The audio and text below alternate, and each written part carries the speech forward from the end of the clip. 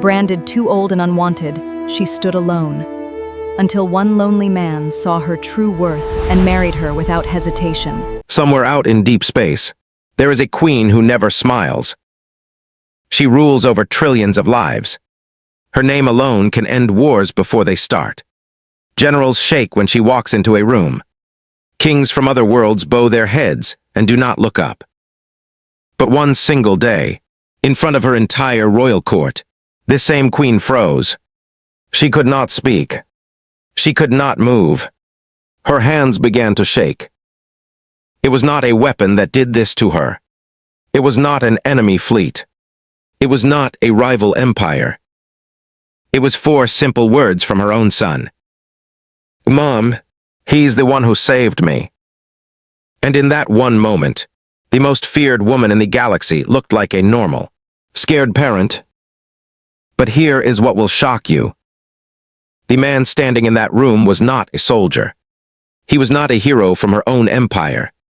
He was a human, an ordinary man from Earth, the world most aliens see as small, weak, and forgettable. By the end of this video, you will learn 3 things nobody expected. You will learn what really happened the night her son went missing. You will learn why this human risked everything for a boy he had never met. And you will learn what the queen did next, in front of her whole court, that no one in that empire will ever forget. Let me show you exactly how this happened. Her name was Empress Lyraine Vos Kalith, but almost no one dared to say her full name out loud. Most people just called her the Empress, and they said it quietly, like the words themselves might get them in trouble. She ruled the Valeth Dominion, a massive alien empire that stretched across hundreds of star systems. Her ships were feared everywhere they went. Her soldiers never lost a battle in living memory. Other alien kings and queens sent her gifts every year, just to stay on her good side. She had long red hair and sharp, glowing eyes. She wore white and gold armor, even at peace, because she never fully trusted peace. Her face rarely showed emotion. Her voice rarely rose above calm, cold tone. People said she had not smiled in years. But there was one soft spot in her heart, hidden deep where no enemy could reach it. That soft spot was her only son, a young prince named Ryn. Ryn was nothing like his mother, at least not yet. He was curious. He asked too many questions. He liked exploring old star maps and reading about strange, faraway worlds instead of training with the royal guard. The Empress worried about him constantly, though she never said it out loud. 1 year ago, Ryn vanished. He had taken a small royal shuttle out for what he called a short training flight. He never came back. The shuttle's signal disappeared near a quiet, unimportant region of space, a region filled with old trade routes and forgotten star systems. One of those systems held a small, blue-green planet called Earth. When the Empress heard the news, she did something she had never done before. She grounded her entire royal fleet and personally led the search herself. Advisors begged her to stay back and let soldiers handle it. She ignored every one of them. For weeks, they found nothing. No wreckage, no signal, no answers. The court began to whisper that the prince was dead. Enemies of the empire quietly celebrated. Some even started making plans to take advantage of a grieving, distracted queen. Then, one day, a small ship appeared near the border of Valeth space. It broadcasted a single, calm message: Prince Ryn is alive. He is safe, requesting permission to bring him home. The voice on the message was human. The Empress herself listened to that message 7 times before she believed it was real. Now, 1 year later, that same voice belonged to a man standing quietly in the grand entrance hall of her palace. He wore a simple dark suit, nothing fancy, nothing designed to impress royalty. He looked out of place among the golden pillars and marble floors. Nobles in fine clothing stood nearby, watching him with confusion and suspicion. Nobody in that hall knew his full story yet. They only knew he had come from Earth. They only knew the Empress herself had personally invited him to the palace. And they only knew that, for reasons nobody understood, the coldest ruler in the galaxy had insisted on greeting him herself. As the human stood there, waiting, the massive palace doors slowly opened. The Empress walked inches. Every noble in the room fell silent immediately. Guards straightened their backs. Even the air seemed to grow still. She walked forward slowly, her eyes locked directly on the human man. Her expression was calm, unreadable, the same expression she wore during battle negotiations and court trials. But something was different this time. Her steps were slightly slower than usual.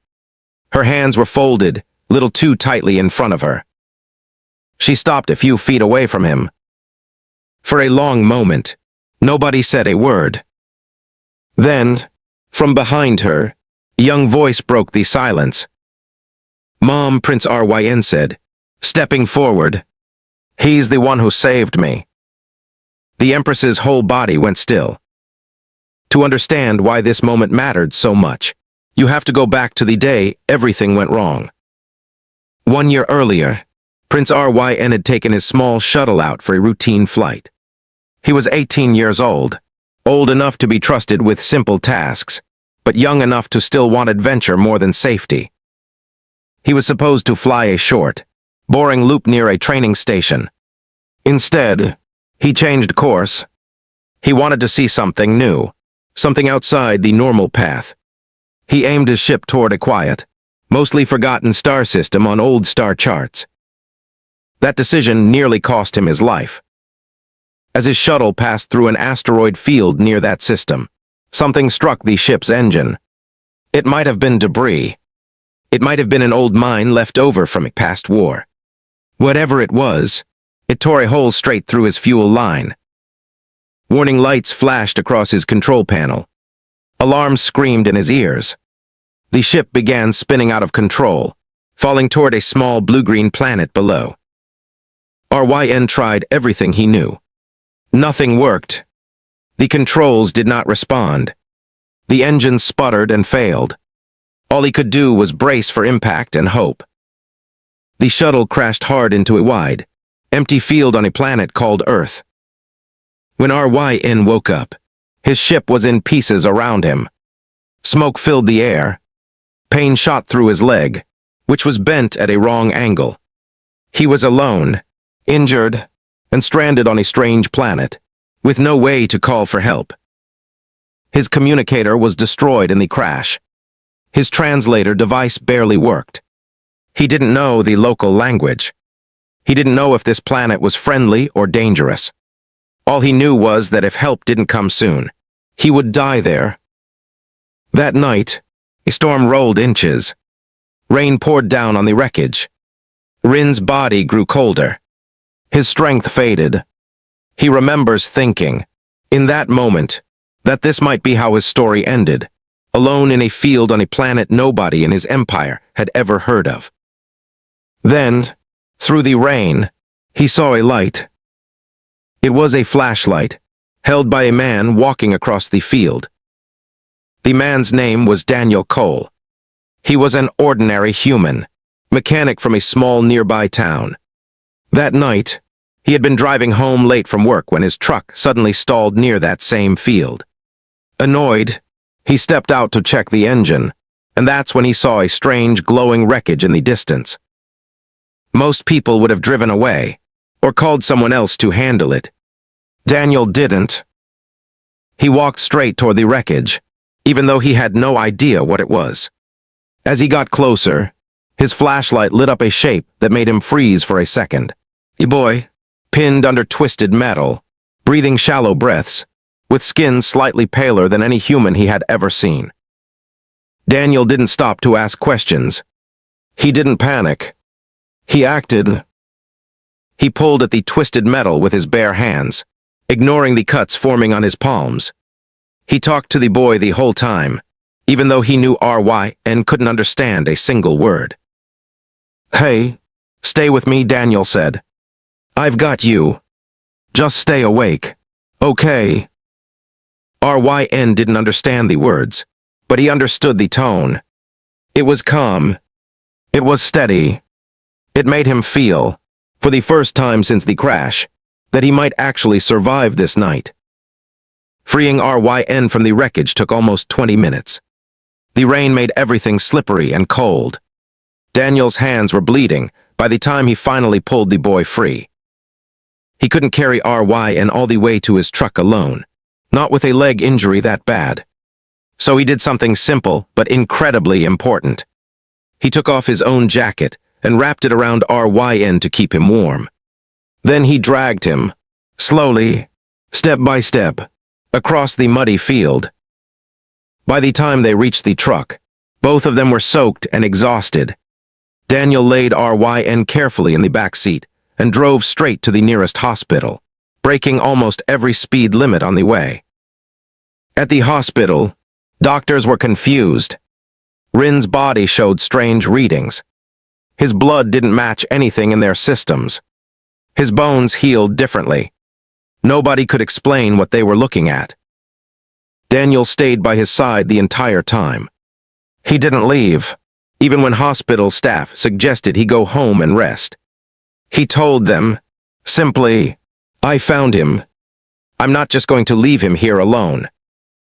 Over the next few days, as RYN slowly recovered, something unexpected happened.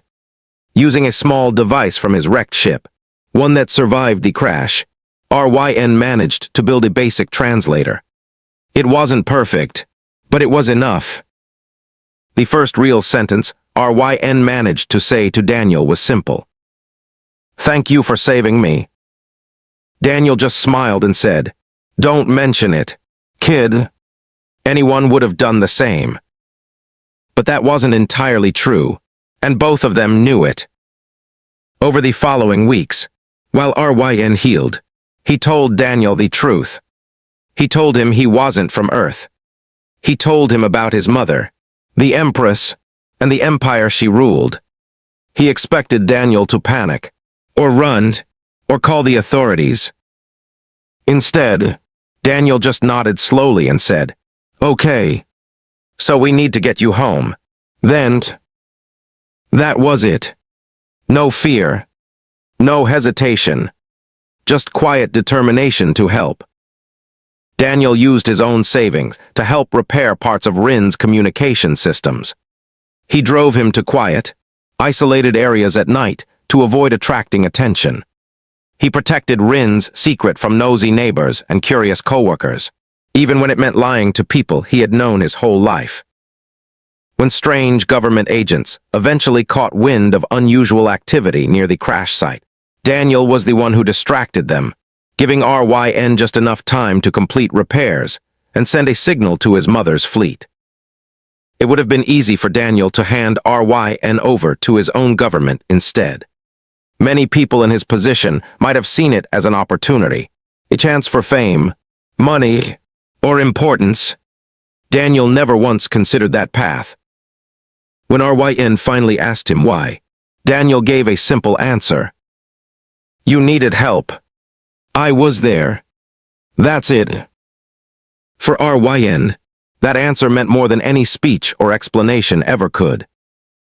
When the Royal Rescue Ship finally arrived to take RYN home, there was a quiet, tense moment neither of them expected.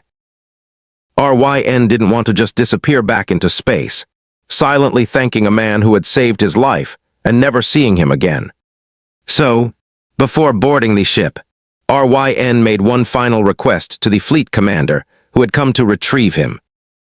He asked for Daniel to be personally invited to the royal palace, to meet the Empress herself. The commander hesitated.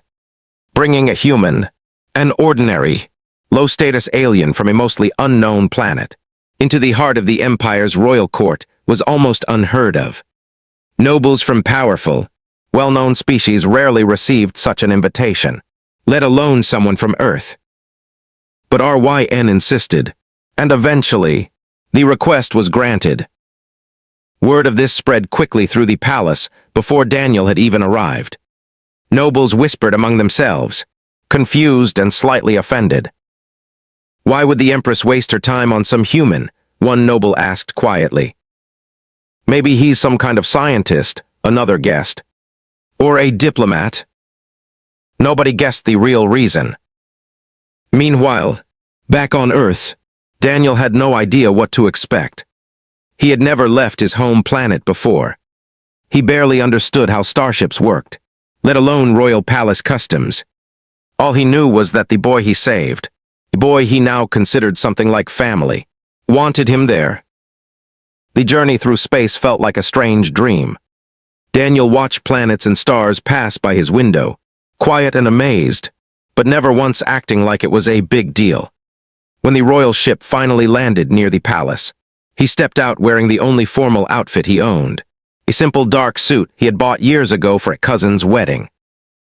As he walked through the golden halls of the palace, guards and nobles stared at him with a mix of curiosity and quiet judgment. He didn't know their customs. He didn't bow the way they expected. He simply walked forward, calm and steady, the same way he had walked toward that wrecked ship in the rain over a year ago. Back in the entrance hall, as the Empress approached him, Daniel felt something he hadn't expected. Nervousness. Not fear exactly, but the simple discomfort of standing in front of someone so powerful, so important, so different from the quiet life he knew. The Empress studied him closely, searching his face for something. Her eyes moved from his simple suit, to his tired but calm expression, to the small scars still visible on his hands, the same hands that had once pulled her son from twisted wreckage in the rain. She had read every report about this man. She knew what he had done. But hearing it in a report was very different from standing in front of the man himself. Then, her son's voice broke the silence. Mom, RYN said again, stepping closer. This is Daniel. He's the one who saved me. For the first time in years, the Empress didn't know what to say. She had faced enemy fleets without flinching. She had negotiated with dangerous warlords without a hint of fear. But standing in front of this quiet, ordinary human, she felt something completely unfamiliar, overwhelming, uncontrollable gratitude. Her hands, usually perfectly still, trembled slightly at her sides. Slowly, in front of her entire royal court, the most feared ruler in the galaxy, did something no one in that room had ever seen her do. She bowed her head to him. Gasps spread through the crowd. Nobles who had ruled for centuries, who had never once bowed to anyone outside their own bloodlines, watched in stunned silence as their Empress lowered her head to an ordinary human mechanic from a small, unimportant planet. You saved my son's life, she said, her voice softer than anyone had ever heard it. You had no reason to help him. No reward waiting for you. No treaty demanding it. You simply chose to help a stranger, even when it would have been easier not to. Daniel shifted uncomfortably, unsure how to respond to a queen bowing in front of him. I just did what anyone should do, he said quietly. He needed help. That's all. The Empress lifted her head and looked at him carefully. On my planet, she said, and on many planets across this galaxy, that is not what anyone would do. Many would have turned away. Many would have used his identity for personal gain. You did neither. She turned to her court, her voice growing stronger, more commanding, more like the ruler everyone recognized. Let it be known, she announced, that this man, Daniel Cole of Earth, saved the life of the Crown Prince of Valith. From this day forward, he will be recognized as a friend of the Empire, protected under our highest honors, welcomed in this palace whenever he wishes to return. The court remained silent, absorbing the weight of her words. Then, RYN stepped forward and did something unexpected. He hugged Daniel tightly, right there in front of the entire royal court. Thank you, RYN whispered. For everything. Daniel simply patted his back gently and smiled. Anytime, kid. In that single moment, an ordinary human from a quiet, overlooked planet had done what countless armies, treaties, and diplomats never could. He had earned the respect, gratitude, and trust of the most powerful ruler in the galaxy, not through strength or status, but through simple, quiet kindness. Here is the twist most people miss. Daniel never once thought of himself as a hero. He never wanted a title, a reward, or recognition. To him, helping RYN wasn't a choice between right and wrong. It was simply the only option that made sense. That is exactly why the Empress reacted the way she did. She had met powerful warlords, clever diplomats, and cunning nobles who calculated every move for personal gain. She had never met someone who helped simply because it was the right thing to do, expecting nothing in return. This story teaches something deeper than space battles or alien empires. It shows that true strength isn't always about weapons, titles, or power. Sometimes, it's a mechanic pulling a stranger from wreckage in the rain, expecting nothing back. Remember that opening moment, when the most feared queen in the galaxy froze in front of her own court. Now you understand why. It wasn't fear. It wasn't weakness. It was pure, human kindness reflected back at her, something rare enough to stop even the most powerful ruler in the universe in her tracks. If this opened your eyes, wait until you hear what happens next in this growing alliance between Earth and the Valeth Dominion. Let's recap what we just uncovered together. An ordinary human mechanic saved an alien prince without knowing who he was. That same prince brought his rescuer before the most feared ruler in the galaxy. And that ruler, known for never showing weakness, bowed her head in gratitude in front of her entire court. This story reminds us that kindness, real kindness, doesn't ask questions first. It doesn't wait for permission or reward. Sometimes, the smallest act of help can change the course of history, even across galaxies. If this story pulled you in, hit that subscribe button right now. This channel is packed with HFY stories just like this one. Stories where ordinary humans prove their worth in a universe that constantly underestimates them. Drop a like if you want to see more stories like this. It helps this channel grow, and it helps more people discover these hidden gems of humanity standing tall among the stars. I want to hear from you directly. If you were in Daniel's shoes, stranded with a stranger in need, would you have done the same thing he did? Let me know in the comments below. I read every single one, and some of the best story ideas on this channel have come straight from viewers like you. If you're new here, make sure to check out our next video, where another ordinary human changes the fate of an entire alien empire, in ways nobody saw coming.